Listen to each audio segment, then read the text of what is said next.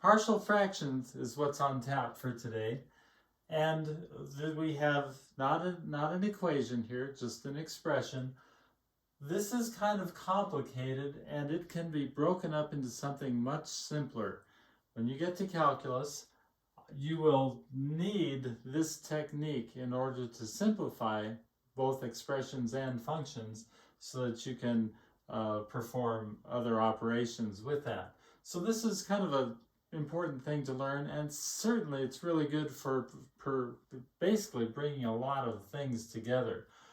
We're going to bring factoring together with solving systems of equations, and we're going to show that we basically have a quotient and a remainder, and the remainder is what can get broken up into these partial fractions. In this case, because the degree of our numerator is smaller than the degree of our denominator, we are not going to have any quotient. We're just going to have remainder. But watch what we do. The first thing that I want to do is, if I can, and I can here, factor the denominator. So I'm going to say, what is 12x squared minus 11x minus 15 equal to? Well, I'm going to, off to the side here, draw my parentheses.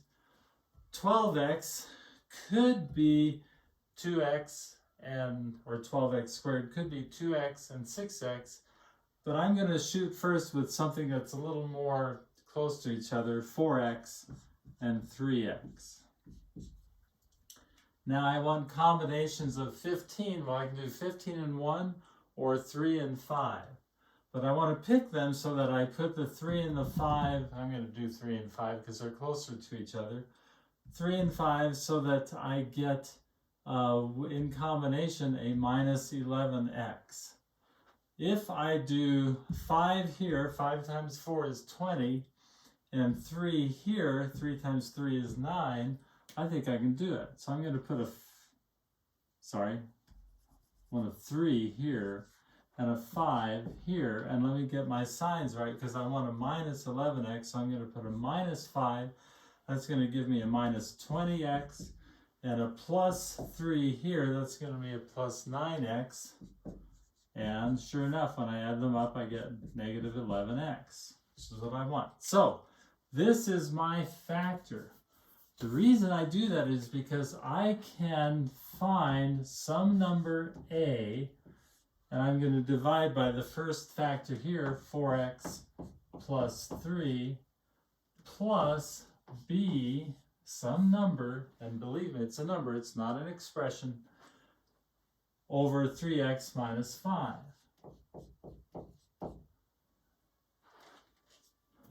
Now here comes the algebraic, actually very simple. Remember when I added 1/2 plus 1/3, I had to find the common denominator, which was 2 times 3 is 6. On this one I would multiply by 3 over 3. On this one I'd multiply times 2 over 2.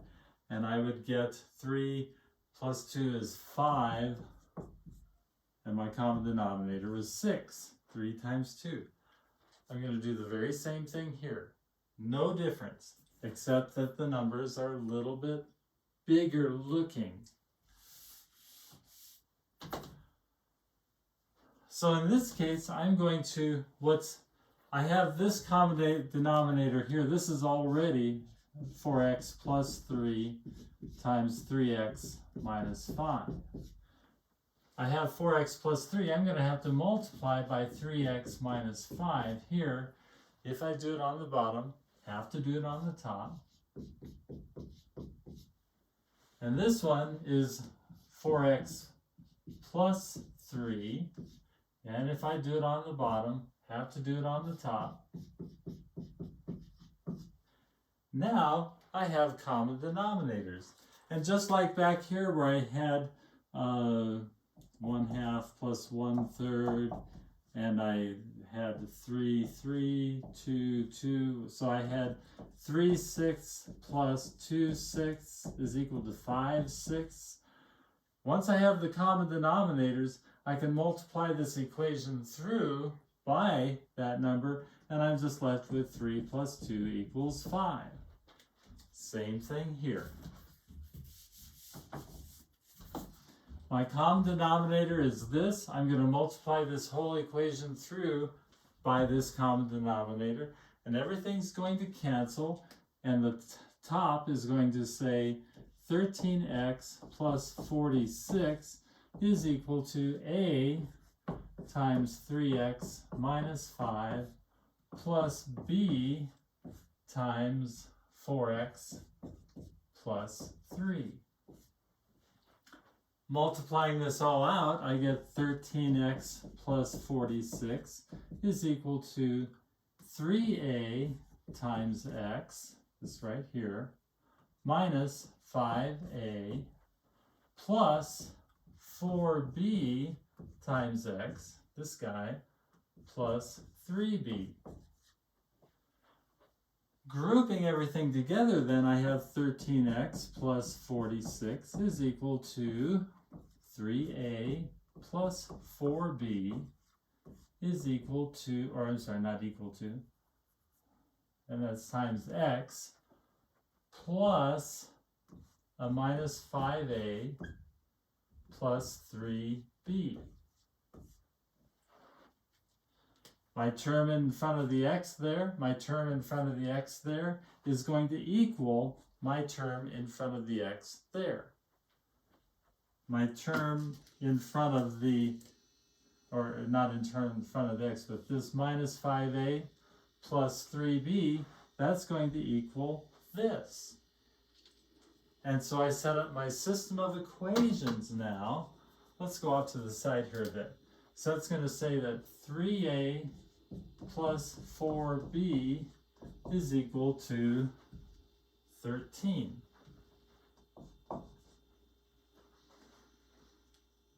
And minus 5a plus 3b, minus 5a plus 3b is equal to 46. Now we enter the next phase where we pull in information from before. We have a system of two equations and two unknowns. A and B are my unknowns, and these are my equations.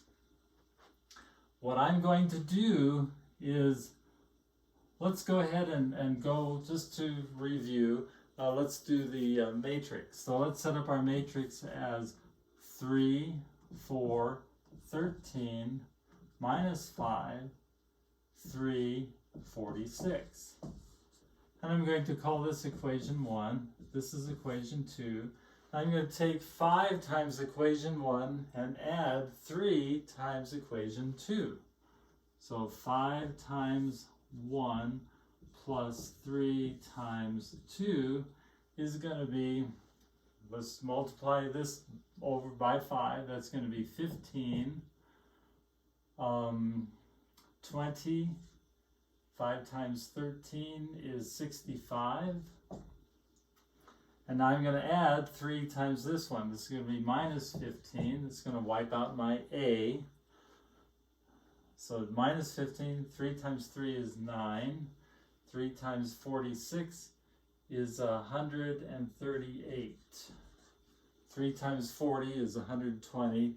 3 times 6 is 18. 18 and 120 gives me 138.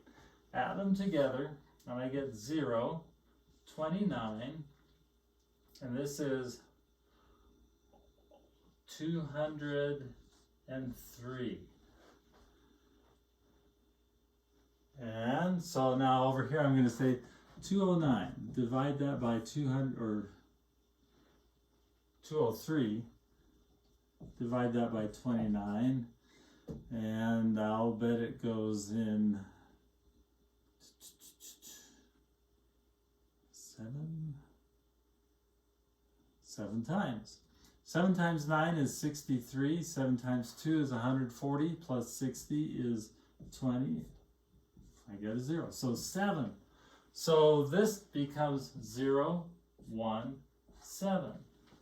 Which tells me that B is equal to 7. Going back to, what's my, let's do this equation here. If 7 is equal to B, that means that 3A plus 4 times 7 is 28 is equal to 13. Subtract 28 from both sides, and I get, that's going to be negative 15. 3a equals negative 15, so a is going to be negative 5. All of that now to tell me what my answer is. This original expression here, 13x plus 46 over this, what looks very big and bulky, 12x squared minus 11x minus 15, can be simplified to equal negative 5 over 4x plus 3 plus 7 over 3x minus 5. That's our decomposition. We have made this mess into something that actually is very easy to work with. You can find limits on this. You can integrate it. You can find derivatives of it. All this is very easy now because of the partial fractions.